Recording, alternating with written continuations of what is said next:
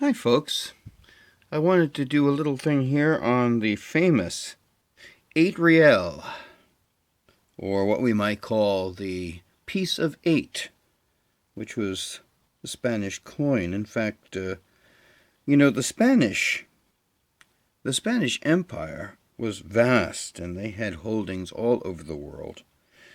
And of course, they were in Central and South America, and there were great deposits of silver there, and they made millions and millions of coins.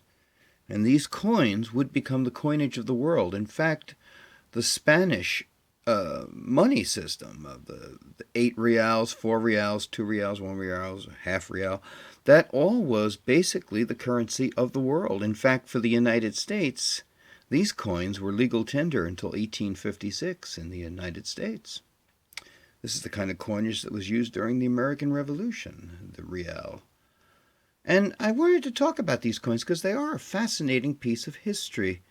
And there's an interesting thing about them. I want to show you 4 different examples. This is a Mexican 8 real. But if you look carefully, on the top right, you'll see a marking underneath Mexicana.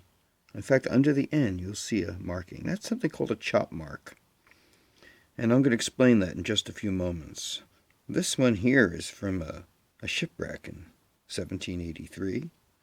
This is also from a shipwreck, but also it traveled the world before it was in a shipwreck. This one over here was in a shipwreck right after being produced.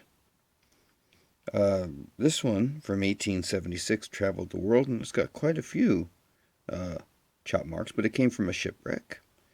Now this one is from 1797, and you can see, once again, as I mentioned, chop marks all over this coin. Now what were chop marks? Well, since this was the currency of the world, these coins traveled the world. They were all over the place. They traveled with ships going all over the globe. And so when these coins came to China or various parts of Asia, they would be marked with Chinese characters that would testify to the fact that this was indeed fine silver.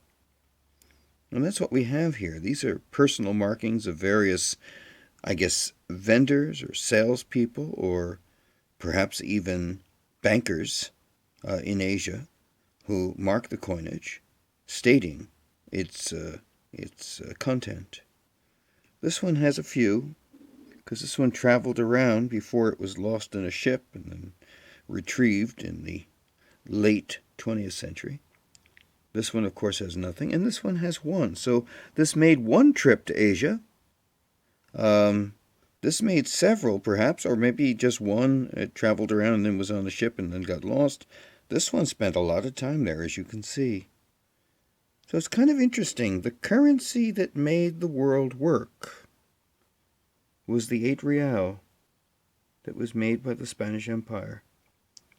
You know, you don't think of the Spanish Empire anymore. It isn't what it used to be. Most empires are not. But there was a time when this coin could be used in any country, any part of the world, and would be very gladly and happily accepted.